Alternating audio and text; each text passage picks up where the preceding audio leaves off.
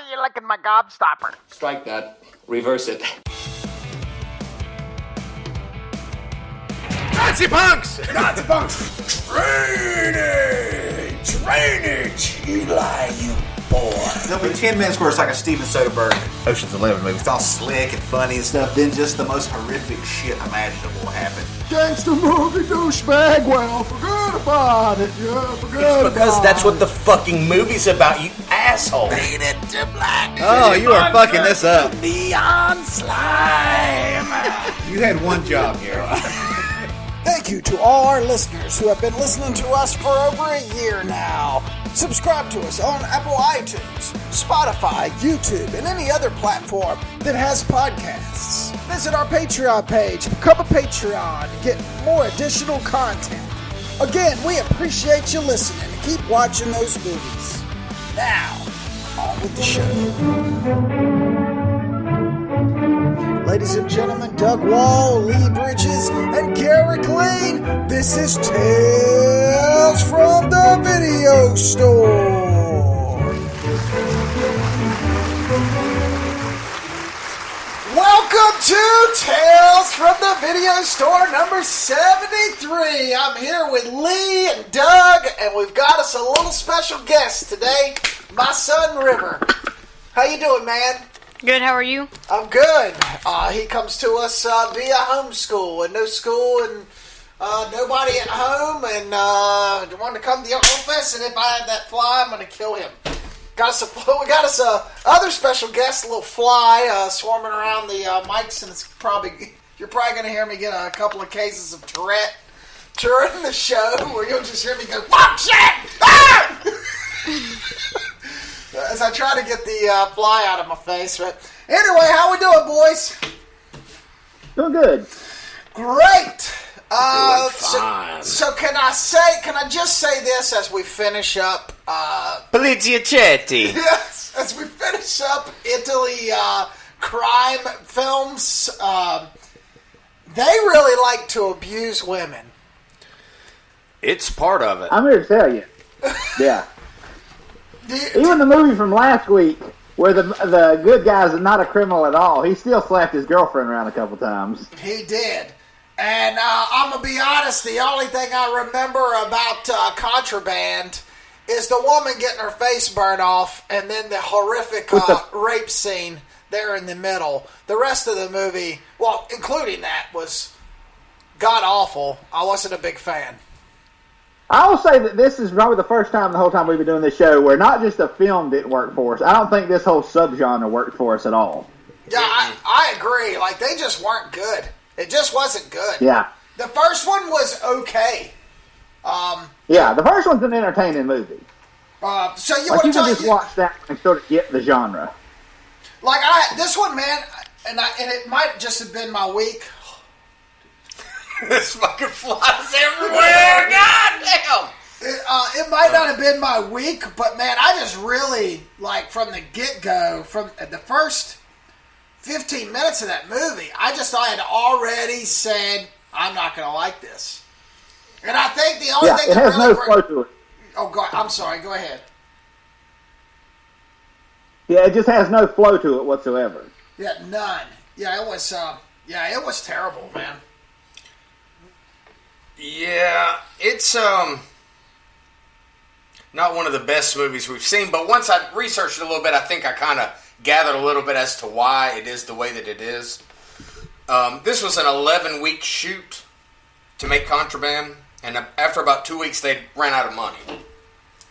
So the production company got up with some actual smugglers, and they funded the rest of this movie and actually rewrote, lots of different scenes to make it. I guess the original version, they didn't feel it was really like action-y enough or whatever, and so they kind of rewrote this. And that's why, watching the movie, there's about 5 or 6 scenes, or like shots rather, that look just amazing. The deaths were good. That's what I'm saying. They look amazing, but that's like mixed into all this just like nonsense. Yeah. I guess that's how that happened. But yeah, well, here's something you never want to hear. The drug dealers have notes on the script. Yeah, and we're like extras in the movie, and you know it's full of like these quote unquote smugglers. There was just some crazy shit. The horse on fire. When his brother got shot, that looked great. The Bunsen burner to the face. The rape scene was pretty hard to watch. The horse track to the mouth. These mafia hits looked good. The neck and face shooting, when they do those close-ups. But, then like you said, it's like that rape scene. It's like, why is this? Like, what? It didn't even need to be there. Like, what is this, man? I will never watch that thing again. Ever. It just doesn't. It just doesn't make any sense at all. So when my wife sits me down and says, "Hey, let's watch a movie tonight. Let's watch Eurocrime or something from Italy," Contraband. I'm gonna go. Nah, I'm good. You'll know the one. Well, you'll know the ones not to pick. Yeah, man. Just like you say, Lee. Just for whatever reason, man, these just didn't work. Yeah, like I said, it could be a cultural thing. It just could be that, like Doug said, these movies just were made at, under very strange circumstances. Yeah. Like when you have to go to drug smugglers to get your movie funded, it's probably not going great. Yeah, and they're rewriting your script and telling you how to shoot your scenes. It's like, what are we doing at this point? Yeah. Yeah, and Lucio Fulci had he only gave like 60% of a damn how good the movie was anyway. So he was probably completely checked out. Yeah. It's like Bowfinger without Steve Martin. Yeah, exactly. A lot of the death scenes though, and that were like slow motion and just the way they were shot, it just screamed out like Tarantino to me, dude. More that movie than the one that we had previously watched, where you said you saw a lot of shots, man. I think that they're basically like the same person, but Tarantino can write where Fulci can't. Yeah. But damn, man, I think they shoot movies very similarly. Like the look of this movie was very similar to something. The guy at the racetrack who turned around and they stuck the gun in his mouth and the back of his head exploded. Yeah. Yeah, that could have happened in Django. Yeah, I see exactly what you're saying. Yeah. And Tarantino actually put out The Beyond on DVD on his back in the late 90s when he had that DVD releasing company. What was the name of it? Rolling Thunder. I don't know. Fulci's The Beyond is one of the movies he released on DVD. Yeah, him so and he's Fulci, obviously a big fan of them. They're soulmates, dude. Like they're very very similar, but the biggest difference being that one of them can write and write dialogue, and one of them can't. But man, the way that they shoot their scenes, man, it is so similar, dude. I felt like I could have been watching a Tarantino, but with somebody else writing it and him directing it. Yeah, I could definitely see that. Yeah. So that's all I got on Contraband. I really, dude. Like, I don't really. I really have nothing to say. Right, yeah, it's just, if you could almost make like a YouTube video of just the kills, like a 5-minute compilation, you need that more than the movie. Right.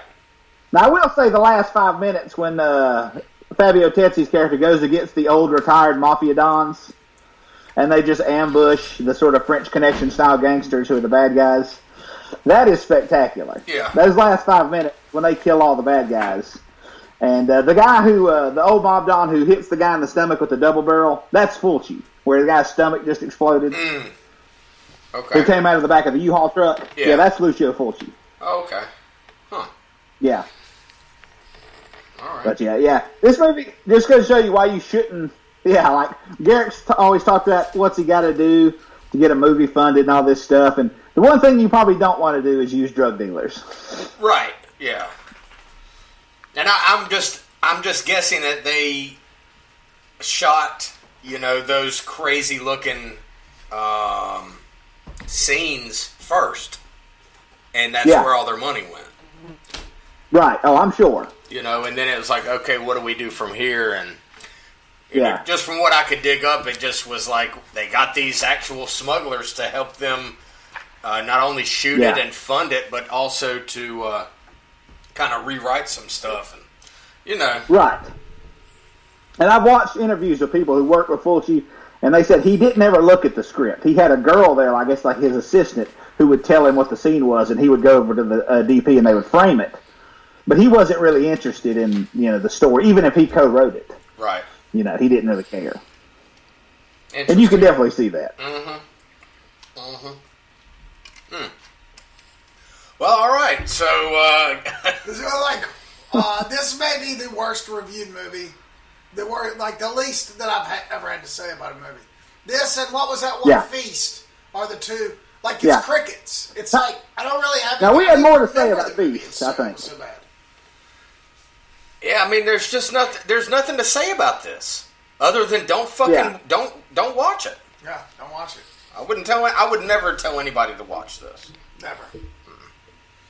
There you go. All right, great, cool. Well, what else did you watch? Did you watch anything good? Were you able to? I watched a ton of stuff, man. Well, I really did. Well, feel free to talk about it all because we only spent 10 minutes on our highlighted movie. All right, great. I watched a movie that you watched last week, Garrick, Blood Quantum. Yes. That you were pretty high on. Lee, did you happen to catch that too? I watched it yesterday. Did you now? So let's just make Blood Quantum the highlight. Well, like Garrick said, I like the way that it started. But then it's just like every other just basically modern zombie thing, and that's why I hate it, is that it devolves into like Lord of the Flies syndrome. It's like the zombies become secondary, and then it's all about like a social experiment where you have these people that are just destined to not be able to live together. And it's just stupid. And I can't stand it. So you didn't... Okay, fair enough. The acting was terrible. When the zombie ripped off his pee-pee and was eating... I mean, it's gory and bloody, that chainsaw scene, all that was awesome. All that was fun, but it's like the samurai grandpa, this... it's the same one story. asshole in this whole place that just ruins it's like, dude, it's the same, but it's just a different take on the same. It wasn't the beginning, and I was like, oh, this is going to be interesting, until they fast-forwarded 6 months, and I was like, oh, it's this again. Do you think, now, looking at that movie, do you think it got made because the rich Indians put the money into that, and that's how they sold that idea? Maybe. Perhaps. I mean, I think this movie proves why, like, I like a one-night zombie, right? If that makes sense. Right. Because the longer the zombie shit drags on in your storytelling, eventually you're always going to end up coming to this point. Yeah. And that's why I can't stand it. I hate it. Like, I just wanted it to end, and then it dragged on so bad the last 10 minutes. I was like, oh, God, come on. Grandpa, get on the boat. Don't get on the boat. Well, you're going to have a baby. You're going to shoot her in the face. Okay, now what? Yeah, right. I agree, man. I thought it was a fresh take on an old story. Like, I thought the acting I liked the beginning. Yeah. And like I say, man, if they just do it in one night, or like a couple of days, or whatever, and then it's over, then I think... But it was the white man's sickness. It's the white man. Everything is. Everything's the white man's problem. I just, it just always ends up coming back to that same Lord of the Flies syndrome, and I can't stand it, man. I'm like, just every time it gets to a point in a zombie movie, where this happens, and you're just like, I don't care about this from the end, to the end. I'm watching this because I don't care about people. I want to see the zombies. That's why I watch this shit. The zombies need to be the main character, and when they're not, I just think it it's like, well, it's pointless. Then why are we even doing this? Yeah, I agree with that. I mean, I agree. What'd you think about it, Lee? I liked it more than you did, but I do agree with a lot of your points. It's but for the guy's only his second movie, and the first one was a very low budget movie. I'll watch it. He'll get another chance to make another movie. I think there's a lot of skill, like as far as the practical effects and just sort of the tone of the movie. Yeah, I love it. Is very. I will say what Doug's saying. Like, it is very George Romero. Like, he's very much trying to make a George Romero type movie where, like Doug's saying, The Lord of the Flies saying, like, the zombies aren't the problem, the people are the problem. Right. Like, Romero always looked at, like, the zombies they're like rabid dogs. They're not bad, they're just there, you know. Like the bikers in Dawn of the Dead. They screw everything up by breaking into the mall. Yeah. And it is trying to recreate that, but, you know, really, you know, there really only need to be 3 zombie movies. Night, day, dawn, and day. The 3 Romero zombie movies, they're as good as you're ever going to get. Right. And the problem with zombie movies is they're so easy and cheap to do compared to, like, you know, a Terminator-style movie. And this just... almost anybody can do them. This just felt like, just like you said, it felt like a Romero, but it's just a retelling of the same thing. Right. And, you know, and this guy, like I say, he like, there's some well-done shots, and, you know, I like some of the action, but, yeah, he's not George Romero. Well, just come up with something different on this, you guys, man. Like, or just do it, like, one night, or... You know, this whole thing where it ends up in the same scenario every single time. It's like I would have never watched this had you not said that you watched it. And then what you told me about it, I was like, well, that kind of sounds interesting. But then once I got like about 20 minutes in, But you're already locked in, though. I wanted to turn it off, but I didn't. Oh, okay. Right. Well, and I agree. Now, I agree 100% with you. Yeah. Like I said, just gets to that point. I'm just like, why are we even doing this again? Of course, that I do agree. The 6-month jump was a mistake. Yeah, big time. And then, you know, do you not think that the dude Lysol, whose fucking name's Lysol, is just going to ruin everything? Of course he is. Of course he is. Yeah. Okay, so the other But I haven't been said. I watched another one of this guy's Hey, movies. if a zombie would have... What'd you say, Lee? I said I watch another one of these guys' movies. This guy. Oh, I will too, as long as I it's think not there's a enough zombie positive movie. in it just to see where he goes with it. Hey, with all due respect, if a zombie bit off my penis, I'd be pretty pissed off too. Burn it all down? Yeah, okay. Hey, wait, but Lee, let me ask you. Do you feel, just if you had to sit if you had to sit at a film festival and assume somebody said, how did they get this movie made? Do you think it's those actors, do you think it was some sort of like Indian fund that he went and sold that script to? Because it really is the same, it's just a zombie movie. But do you think he got it made? He got it made through Indian money? It could be that or the Canadian government. I mean, the Canadian government gives out film grants. You know, I mean, it could be that, or you know, like from a Indian reservation that has a casino that want to get into film production. Yeah, need to get rid of some money and want to, highlight somebody. Hey, I've got a son or something. It had that written all over it, like inside money. Yeah. So hey, we're going to make it all Indians. It's going to be an all Indian cast. This is my selling point to making this movie. Yeah, I mean, I could see that, but I'm not saying that it definitely was because it was full of Indian actors. Well, yeah. Or native Canadians or what, I don't know. I got you. Whatever the term. All right, well, great. Cool. Okay, so next thing. Well, all right, next thing. Next thing on my list here. I got a lot, so we're going to go through them, each and every one. Each and every one. Animal Factory from 2000, yes. I think. By Steve Buscemi, with Willem Dafoe and Edward Furlong and Danny Trejo and a couple other guys. Look, I'm not even going to get into this because it was just garbage. I mean, it was. I don't even know what this was supposed to have been. I love Steve Buscemi, but this was just terrible and pointless. Yeah. Really? I mean, Mickey Rourke plays like this gap-toothed transvestite. That was interesting, and but outside of that, really, it's just a movie about some kid that gets busted and goes to prison, and then befriends this kind of skinhead-esque guy, and then he breaks out of prison, And that's the end of the movie. So we'll move on. Yeah.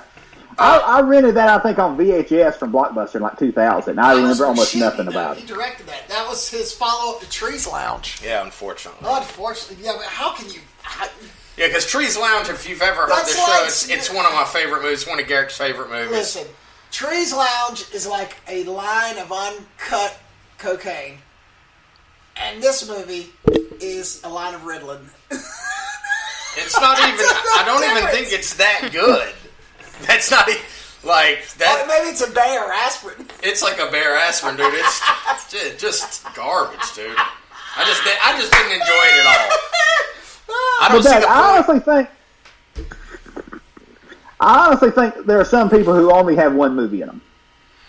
Oh yeah, that may be me. Like Richard Kelly. Richard Kelly only had Donnie Darko in him. Yeah, agreed.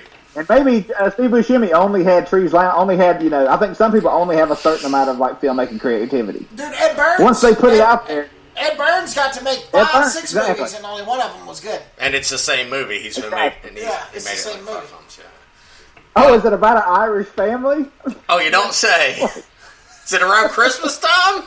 Let me guess. The brothers are in love with the same chick again. God. Oh, no. Oh, you don't say. So, I needed, after I'd watched that garbage, I needed to watch something I hadn't seen in a while, but I was... Look at this. The Passion of the Christ. No, I watched The Fighter from 2010. It's one of Lee's 3 best of the last decade. Yes. About Mickey Ward. It was my number one. Was it your number one? About What? Mickey Ward and Dickie Eklund, his half-brother, these boxers that grew up in some shit town in Massachusetts. And I forgot how... Low Mass. Yeah, I forgot how good this was. Oh, it's so good, man. Christian Bale is so good. I forgot that he won an Academy Award for it. I'm watching Ford and versus Ferrari this evening, actually. Oh, yeah. It's just nice. boys' night. Yeah, we're going to watch it. And it's a really, really good movie, man. Just everything about it is perfect. The dialogue, the dynamic between, like, his wife and him, and then his wife and, like, his crazy-ass family. Just everything about it is perfect. Even the fight scenes are good. I mean, they look good. You can't really say that a lot of boxing movies. But this was a good movie. It's an uplifting, I guess, kind of movie. My only thing is I wish they would have gotten a little bit further in because, I remember his fights with Arturo Gotti. Oh, those were great. They had 3 fights. And I mean, we're talking 3 of the bloodiest, nastiest, like, both of these guys, their eyes are beaten shut, like, wouldn't quit, 12-round fights that were some of the best fights I've seen in the last 40 years. And the movie... Well, had he won the third fight, that would have been the end of the movie.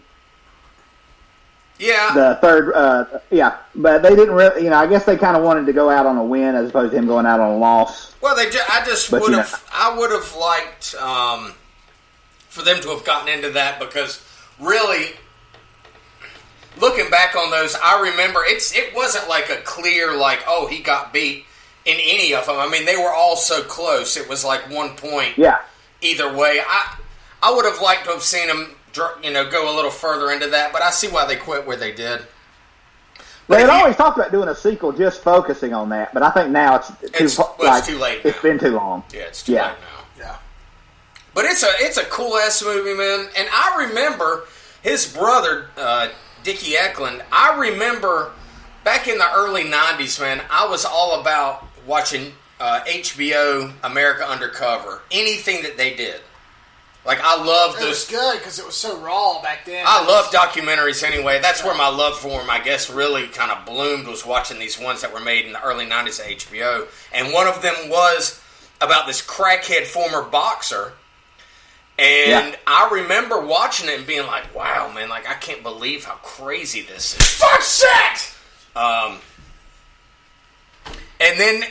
I didn't really put 2 and 2 together knowing who Dickie Eklund was until this movie started, or this movie came out, and I'm like, wait a minute, I remember something about a former boxer, and I kind of put two and two together, and that's, I guess, was the beginning of this movie.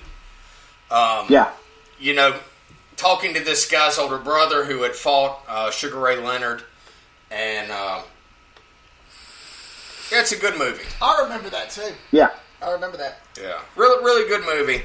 David O. Russell's great, man. I watched one of my movies was Silver Lining Playbook. It's really good with Robert De Niro. Mm-hmm. I mean, it's not The Fighter. I just like his dialogue. Yeah, the way he directs movies is great. It's really good. Yeah, his pace is really good. And then there was what's the other great movie he did? American Hustle was okay. American Hustle was okay. Yeah, and Three Kings was okay. It was okay. Not great. This one was fantastic. Yeah. Every time I watch American Hustle, I just feel bad that Jeremy Renner goes to jail.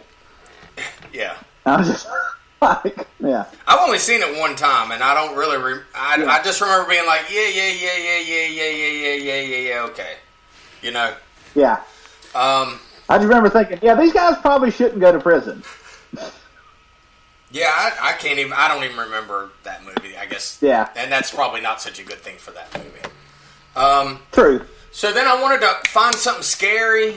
Jeez. So I looked around and I found a movie called Starry Eyes from 2014, and I had read somewhere in like somebody's like 2010 to 2020 that this was like, you know, a really well-made horror movie that was kind of under the radar and needed to be checked out.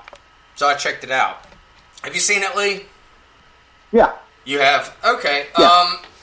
Not very good. Not terrible. No, it's just okay. Yeah, it's just this girl, she goes to this, struggling actress, whatever. And she goes for this read, and it's really weird, and she doesn't do very good, and she goes into the bathroom and kind of has like a meltdown where she's like pulling her hair and like yelling at herself, like, because she felt like she had done such a poor job. And somebody knocks on the door, and it's the woman from the casting, and she's like, that's what we were wanting to see when you were, what was that? And she's like, I just do this thing, And then eventually she just kind of succumbs to everything that they ask her to do, like get naked and all this stuff. And it turns out, I guess, the production company, they're Satanists. And they turn her into like kind of this monster. And then she is reborn into this actress. Yeah, I mean, it's not great, but it's good enough for a one-time sit through, don't you think, Lee? Right. Where'd you find this? Like the movie I talked about last week, Forbidden World. It's a better idea than it is a movie. Right. Like the ideas in it are pretty cool. Yeah, it's all practical effects, and it does, like, there's not a whole lot going on until the last maybe like 20 minutes, and then it gets very bloody at the end. It was written and directed by a guy named, two guys, I think. They wrote it together and directed it together, Kevin Kolsch and Dennis Widmeyer. And the main girl's a young Canadian actress by the name of Alex Esso, I believe, plays the main girl, Sarah. I don't remember what I found it on. I think I found it on Prime. And like I say, it's okay. It's not great, it's just okay. Moving on. Okay. Where did you find that at? Starry Eyes. I can't remember. Oh, okay. So, I did finally find a movie that I've been looking for a long time. It's one of those that, like, I don't know how I haven't seen it yet, but for whatever reason, I guess it just wasn't on my streaming platforms that, when I thought it should be or whatever, was Vice. Adam McKay's 2018 Vice with Christian Bale playing Dick Cheney. Yeah. Have either of you guys seen that? No, man, it's been on my watch list forever. Yeah, me too. It's like, how have I not seen this? And I saw it on Hulu, so it's on Hulu if you guys want to check it out. And look, here's what I'll say about it. All right? Everybody needs to know what a bastard Dick Cheney could be at times. Not always, but could be, right? But, dude, the direction of this movie is terrible. It's terrible. Really? That's why, man, it was It supposed to is be. terrible. Dude, there are so many things that McKay does that I'm like, man, what are you doing? Why?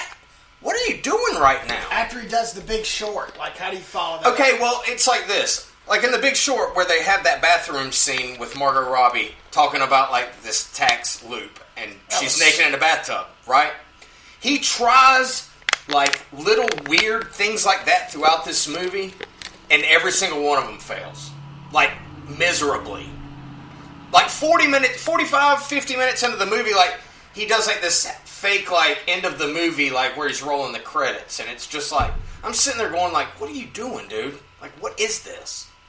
And it just continued. Like, he just kept trying to, like, be too witty with his storytelling, if that makes sense. Just tell the story, dude. Right. If he would have just stuck to the story, this probably would have... Dude, Christian Bale...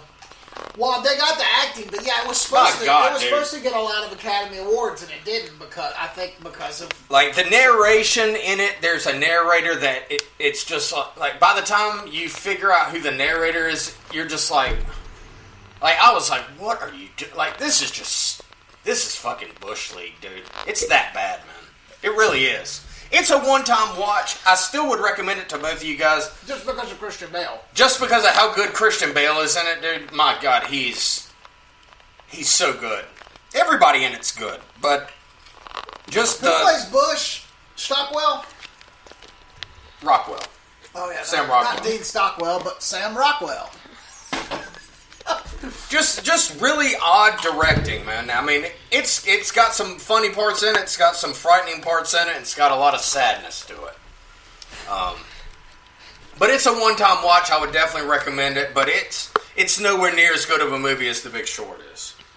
And Right. even though you can actively tell that he is trying to make it in that same style, every time he tries to do something in this, man, I hated it, dude. Really? I just hated it. And then I watched one last thing. God almighty, it's the Doug Walsh show. I found a documentary on Hulu by the name of Untouchable. It's about Harvey Weinstein and I saw that. and the beginnings of like Miramax and all that, which is very interesting until he just becomes just a rape goblin. Remember when in the restaurant when he's like tell this cunt to get out of here, Yeah. and then he's like, I own this city, or I'm the bull, or whatever. I can totally see him saying that, and I can totally think at that point in time it was like the turning point where he was just like, yeah, I can do whatever I want. Nobody cared, and nobody's going to care, and nobody's going to do anything for me. Yeah. Listen to these women talk about what happened to them. It's awful. Yeah. It's pretty disturbing. It's not something I really enjoyed listening to that sort of thing. But listening to the people that worked for Miramax or worked with him or around him, and listening to them talk about how they built this company and how they kind of ruled Hollywood there for a while. And then talking about the differences between Harvey and his brother and how different they really were, but very like in cahoots too. Yeah. That one, I really like that one guy who was like, yeah, I knew what he was doing, but he made me who I am.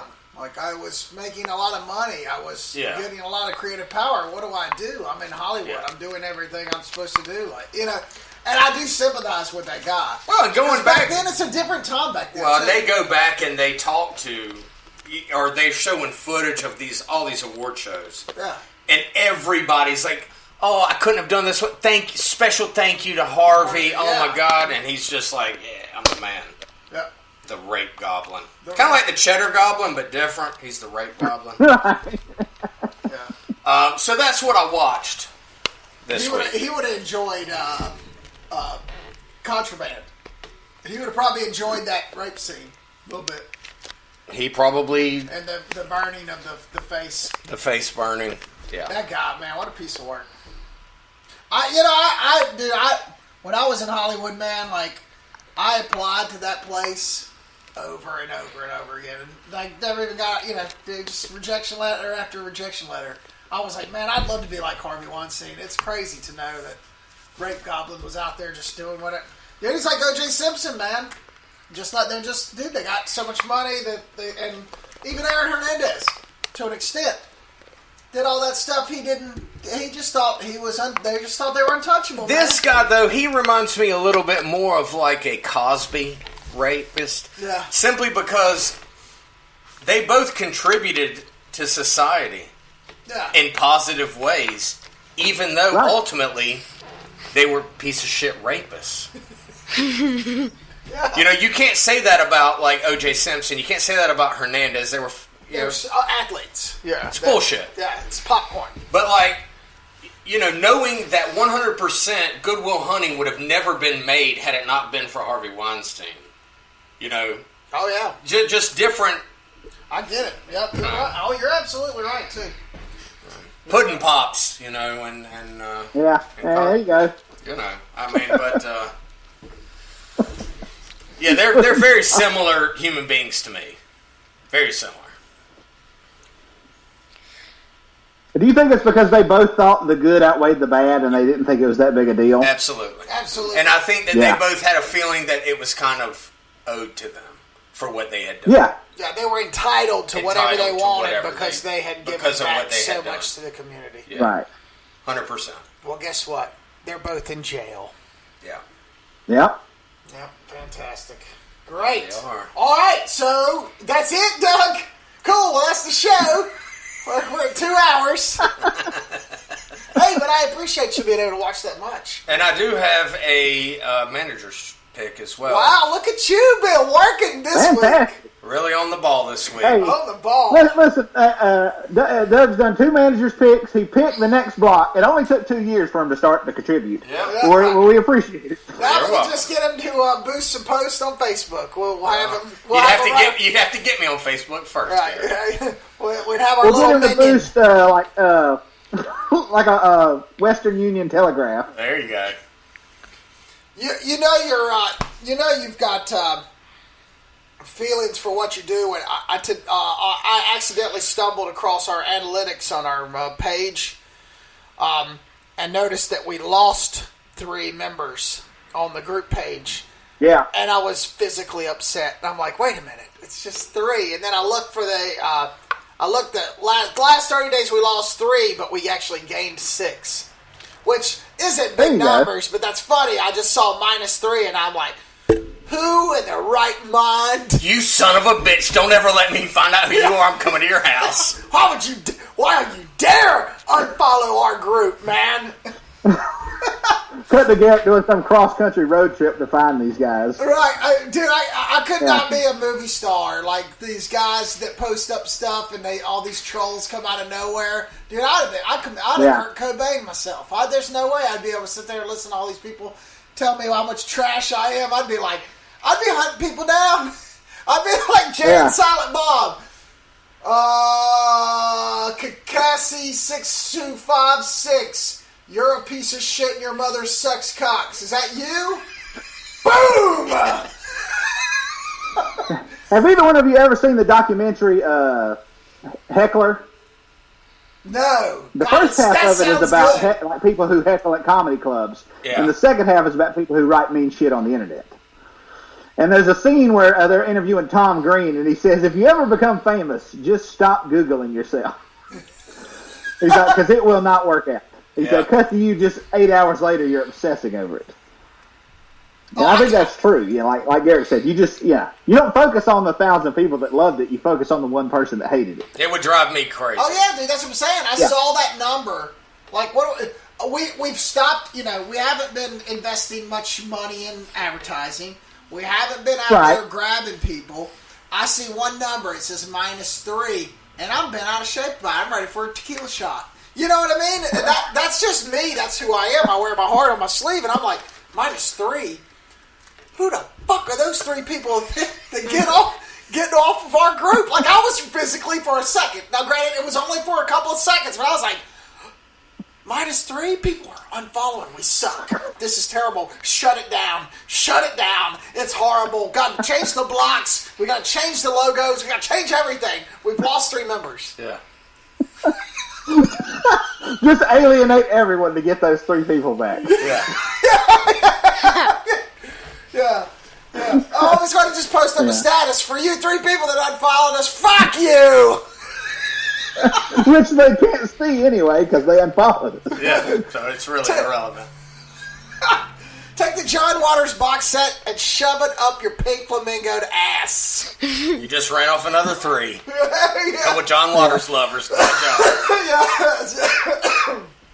All right, well, good. All right, on with the hecklers. That's great. Do you know where that is? I would love to see that. That documentary, do you know what that is? Is that on the line somewhere? I'm not sure. Okay. I saw it years ago. I've written it down. Well, what did you watch, Lee? Yeah. Well, speaking of rape, I watched a movie from 1975 that could be one of the scummiest movies I've ever seen. And that's a pretty hard list to crack. And it's a 1975 called Poor Pretty Eddie. And it's on Amazon Prime. And where does he buy this? I can't really explain it. Poor Pretty Eddie? Poor Pretty Eddie. Is this an American movie? It is. It is an American movie. Okay.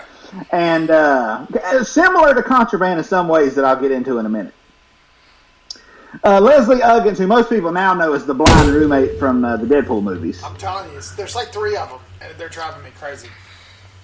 Go ahead, Lee, I'm That looks sorry. like We a were fighting stroke. off like 3 or 4 flies. I don't know where they came from, but they're in here, and we're like swatting profusely here. Go ahead. Right. So Leslie Uggams plays this like R&B singer who's driving across country, I guess to go to Florida on vacation, and she breaks down in the middle of nowhere in Georgia.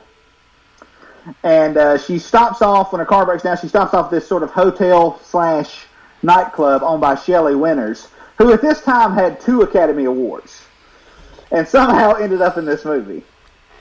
And she was like a burlesque singer in like the 40s. And her boyfriend/handyman is this guy named Eddie who wants to be like this sort of Elvis-style country singer. But he's completely talentless. And the guy who's fixing her car is Ted Cassidy, who played Lurch on The Addams Family. Okay. And I never really paid attention to it, seeing The Addams Family as... the only other thing I remember, he's the big guy Paul Newman beats up at the beginning of Butch Cassidy. The giant guy from the gang. And in this, you see just how massive he was. He had to be well over 7 feet. Like, he was just a giant. And so anyway, it's in some ways similar to Oliver Stone's U-Turn, where like they keep putting off fixing her car to keep her there because she's famous and everything. Anyway, this leads to her being raped by Eddie. And you think, like, in the revenge, like in most rape revenge movies, like the revenge starts right after that. Now that's at the halfway point. There's way more weird shit to happen.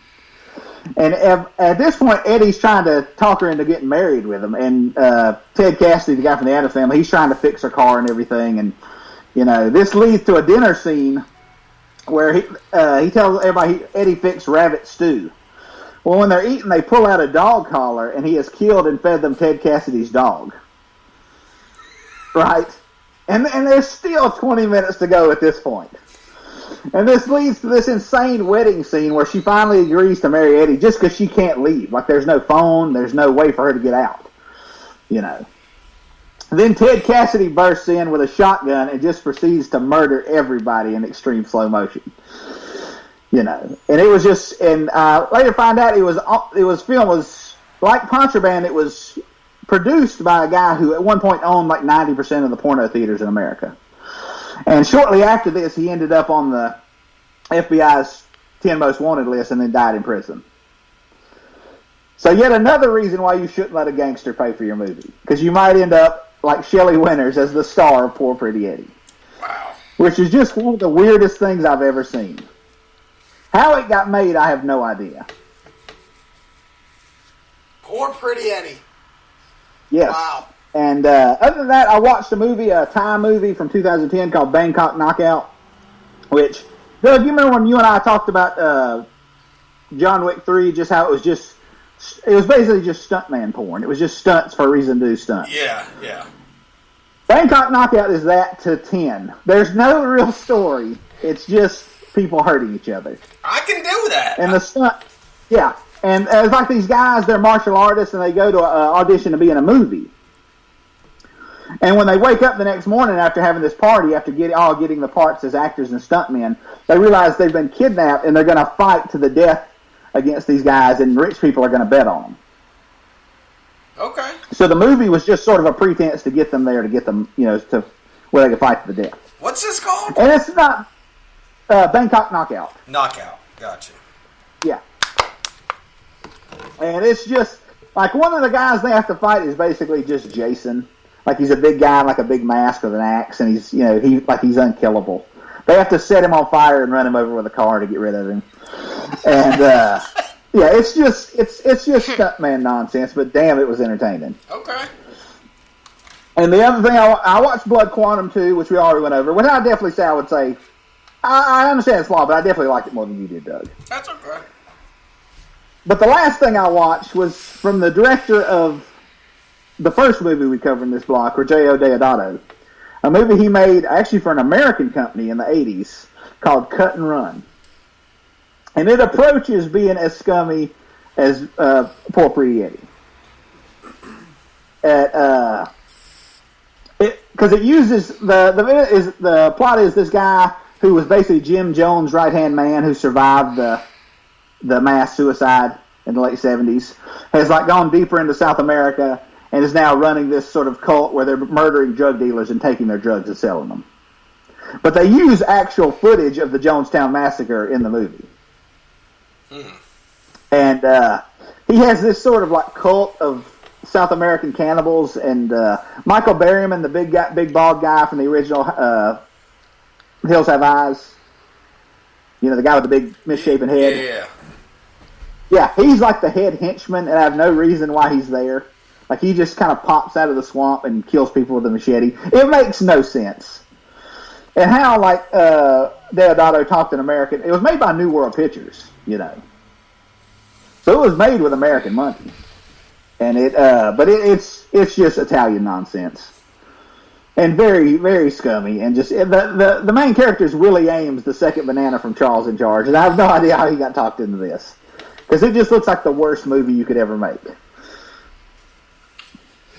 Just in the South American jungle, with Italian guys, Maybe I should go to using Italy suicide footage. Maybe I should go to Italy to get my movie made. You definitely should. Maybe. I endorse that idea totally. But yeah, it was just, like I said, I'll never watch it again. All right. But yeah, that's all I watched.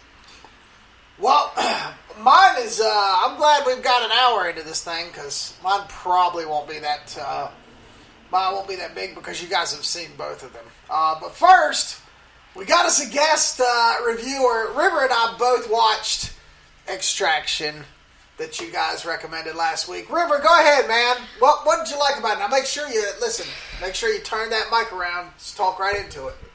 There you go. Well, I thought it was amazing. I didn't think... There was some parts that I thought didn't really make a lot of sense to be in there. But, I think it was definitely pretty good. I would definitely watch it again. It had a bunch... the way... I think that, Chris Hemsworth did great in it. He was, like, doing... He did very good in it. Yeah, it was awesome.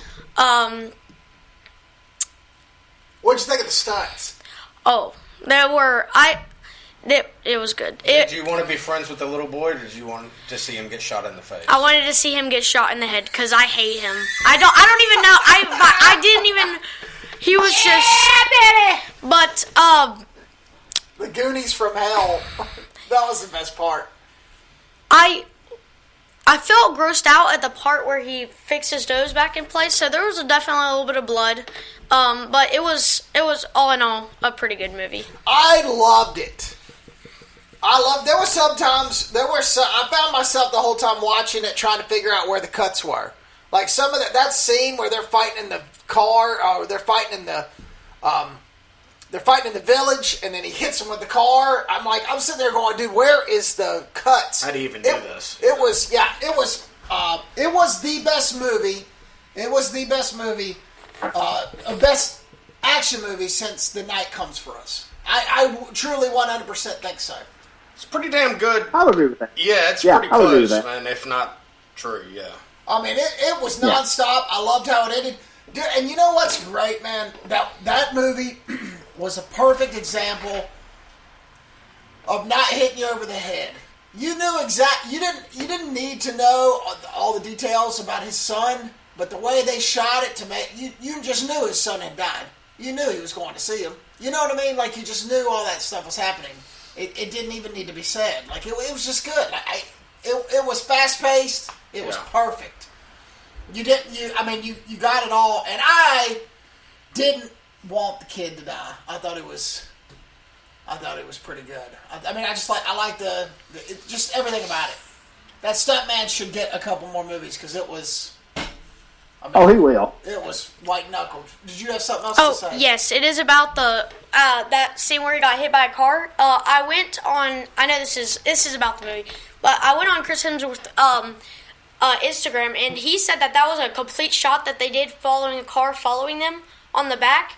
It was a complete shot, and it didn't end until after the fight scene with the dad and the him. It ended after him getting hit by the car against the thing. It ended right after that. And it was one complete shot. They did not cut it in between. How do you even do that? You do it with Steadicam. And you could tell, man, you could see the camera would shake every now and then, but man, it was, dude, what do you guys think about the end? Oh, it was a very good. I think I loved the way they ended that, where he came up from the pool and there was that guy standing there. At first, I didn't understand it a lot, but the second time I watched it, I was like, now I understand. And that was probably the best end they could have done for that movie. I hate to spoil this for anybody that hasn't been out there, but he has to die. He has to die. Maybe. Yeah, I mean... That's why you leave it ambiguously like this, and that's why when they make another one and Hemsworth is in it, they can be like, see, we can do what we want. Yeah. That's how you do it instead of like straight up killing him. Yeah. You leave that glimpse of hope. And I thought that was a pretty slick way to end it. Oh, yeah, I thought it was great. Yeah. Anything else? I have, like, one more thing. Go ahead. But at first, I thought... Go ahead. I thought that at first, the first time I watched it, I thought the fight scenes are pretty good. I got very grossed out when he shoved that guy's face into the rake. It reminded me of that scene in John Wick 3 where he... shoved the knife into his eyeball. That's what it reminded me of. And I got grossed out at both scenes. Those fight scenes are definitely action-packed, and I think that they're worth it. But, yeah, that's really all I had to say. It's good, man. All right. Yeah. We got film review, film critic in the making. There we go. I thought it was fantastic. It was way better than I thought it was going to be. Oh, absolutely. Way better. And because I knew 10 minutes in, I was like... Once the shit started going down, I was like, oh, it's going to be like this the whole time. And it was. Dude, when he beat up those kids, he really was the best. I wanted to sling those kids around a little bit myself. I was a touch jealous. I was like, man, that'd be fun. Oh, yeah, just to be in that scene, to be able to be like, all right, dude, I'm about to whack you, whack. Yeah.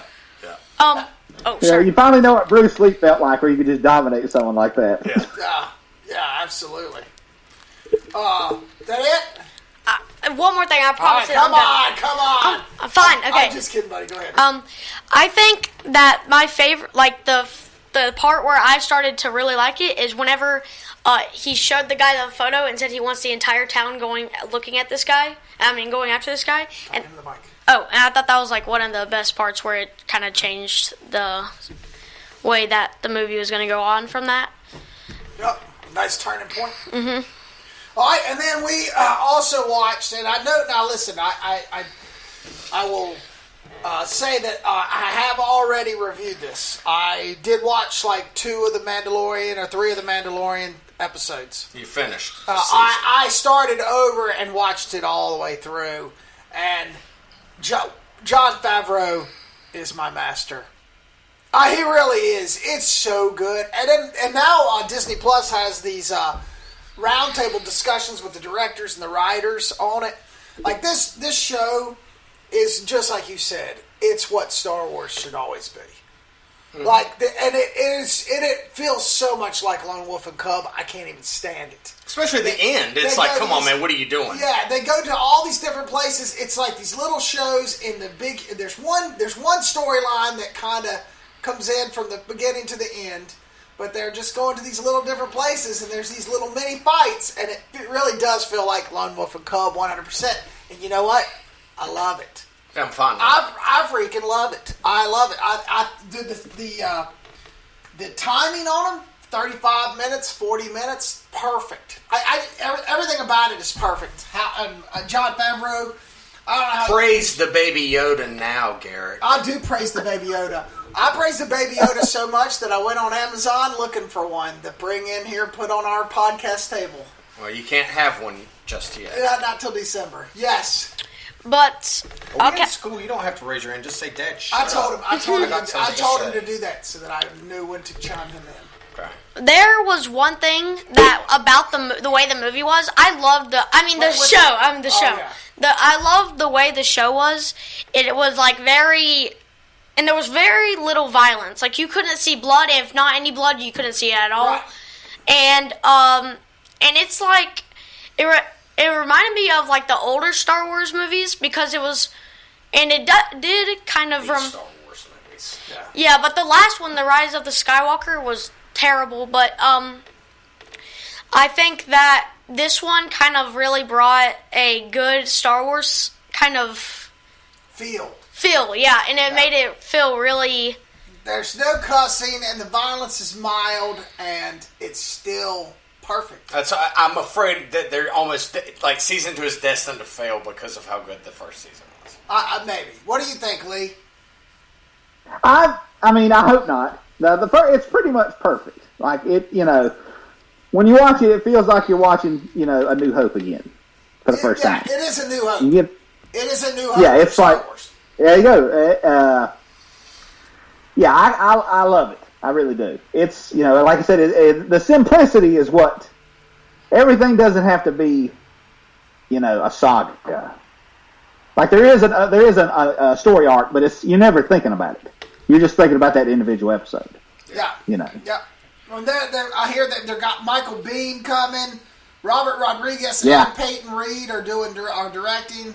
This should be pretty interesting. Hope so. I think if Jon Favreau is running it, it'll look and feel like he's just like it's supposed to. He's come a long way, man. I watched him in Swingers. Yep. I had a drink with him at the Brown Derby, like when he's turned into one of my probably 5 favorite directors. Oh yeah, he's great. Yeah. And even though I haven't loved everything that he's made enough that I've loved to where it's like, And even the stuff he does, like the stuff I don't love, there's interesting things about it. Right. It's still it's almost like pizza. Even if it's not that great, it's still pretty good. Yeah. Yeah. He was the one that directed Lion King, right? Yep. Lion King, Iron Man. He was in the Spider-Man movies. Yeah, that's him, Jon Favreau. He was happy. His first movie I saw in the theater was called Swingers. Him and his buddy Vince Vaughn wrote this movie about a couple of guys in nightlife in Los Angeles, and it's on my top 20 of all times. It's still good. Most importantly, he was Gunner in PCU. Oh yeah, that's right. Your money, baby. Can you blow me where the Pampers is? What? All right. Well, and one more thing. I did actually, because I felt, I don't know, maybe I was a little bit harsh on Hollywood last week. I decided to watch it again to make sure I was right. And I won't retort what I said because the agenda is there. But there are also some scenes in that 8 hours that do kind of convey this alternate reality where this could have happened this way and it would have been different, but it could have happened. And so where I felt when I watched it the first time that it was very linear and very narrative that way, I might be a little bit harsh. If there's a little bit of alternate reality, I get it. However, the agenda was still there. and he still hits you over the head with it. I won't forget. I'm not going to retort what I said, but I will say I get it. It's perfect. And I loved it the first few episodes. I loved because I love the old Hollywood stuff. But anyway, so that's it. You got your manager's choice here, man. Let's roll. I got a manager's choice. What you got? Oh, I got a couple of flies. I found a documentary on Hulu that I have seen, and it's been a couple of years since I've seen it, but it is one of those, it's only like an hour and a half long. It's not like a Lion King, or Tiger King, but it is just as crazy and insane of a story. It's about competitive endurance tickling, and the documentary's name is Tickled. It came out in 2016. And basically... What are you talking about? Basically, this guy that, This is the thing? What are you talking about? A reporter, investigator who would investigate and report on, crazy people and crazy stories ran across this article about this thing called competitive endurance tickling. And he contacts this company and kind of is like, hey, I'm from New Zealand, I'd like to interview you and find out, what exactly this is all about. And the next day he gets an email basically saying that, just putting him on blast and being like, you're a homosexual and we don't want to be identified with you. And he's like, what the, just a mean, really ugly email. And so him and his buddy, this guy named Dylan Reeve, they start actively investigating this company and this sport. And it is one of the craziest documentaries I've ever run across. It's called Tickled. It's on Hulu. It's from 2016. It's just the craziest. It's just crazy. Everything about it is just insane. And the tickling isn't even the craziest part. So, what's in it? Tickled? It is called Tickled. Have you ever seen it, Lee? I know of it. I've never seen it. Yeah. I've seen the trailer. That's all I've seen. There you go. It's Tickled. Dude, it's out there, man. Yeah. Well, okay. So that's it. Choice. That's it. All right, well, guys, I was going to get into a discussion about Saturday Night Live, man. They've been doing these stay-at-home Saturday Night Lives that are quite a hit. Do you think after this COVID thing, do you think that people will try some sort of new storyline doing Zoom reality kind of stuff and make it feel like it was COVID? Does that make sense? You think that people can capitalize on this? When do you think this is going to be? When do you think all this is going to go away? I don't think it's going to go away. I was talking to a buddy of mine this morning and I said, man, last night for some reason I'm sitting around and I started thinking about little things affected by this, that meeting someone new and shaking their hand is going to go away. Hugging people is not going to be a thing for much longer. Just little small human interactions on a long enough timeline of this thing are going to completely go away, and I think that's fascinating. Oh, yeah. So with that said, are people are going to stop? We're starting to get to that point. We're going to Zoom everything. Well, we're getting to that point where all the stuff that's been made is starting to come out, or they're trying to get this stuff out. Pretty soon, there's not going to be anything else coming out because these production companies aren't making anything. Yeah, you know what I mean. So we're kind of getting, as the longer this goes on, it's like, I don't know what's going to happen, dude. I really don't. It's scary and it's fascinating at the same time. Crazy. Yeah. It might change programming forever. Well, if you can't be around people, then how are you supposed to do anything? Ever. Right. Not just with sports, that's a big thing, big topic now is sports. But it's how do you make a movie if you can't be around anybody? How do you do love scenes? How do you do You know what I'm saying? Like, yeah. How do you make a movie that takes place in 1990 if everybody has to be 6 feet apart? You know what I mean? Like, man. And wearing masks or gloves or whatever. It's like, how do you bring the human element? Should have learned to do animation. Yeah. That's right. Yeah. That's right. My guess, Golden Ticket just hired me to do an animation because they need it to get done and we can't shoot anything. So, it's started. Right. You know what I mean? It's our sponsor has already started. Hey, we're going to do this animation thing because we can't do anything else and we need this done. Yep. So, yeah, maybe you're right. Okay. Well, so Doug picked us a new... Well, you guys both picked it, but... What's that? I'm just ready to get away from Italian. We're getting on an airplane right now, and we're flying right off the boot, dude. We're not coming back to Italy for some time. Yeah. I mean, I'm just saying, hey, Yeah. I love Italian cinema. I really do. More of it I love than I don't love.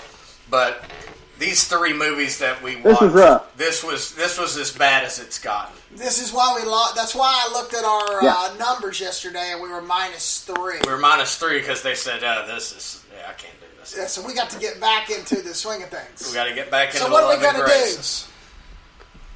Well, I think we're going to go to a sci-fi block next. Sort of sci-fi horror. Yeah, sci-fi horror, and we're gonna end with one of Garrick's favorite directors. Instead, we're not gonna do it chronologically. I guess we'll do it reverse chronology. Stupid minds, stupid. We'll start with the newer movie, which is I think a 2017 movie called The Void. That is on Shudder right now. Yep. And then we're going to track back to the 1980s. We're gonna dig up this old gem on Amazon Prime, Chud, Chud. Yep. And then we're really going back to, I think it's 1959 or 1960. Yes. For Plan 9 from Outer Space.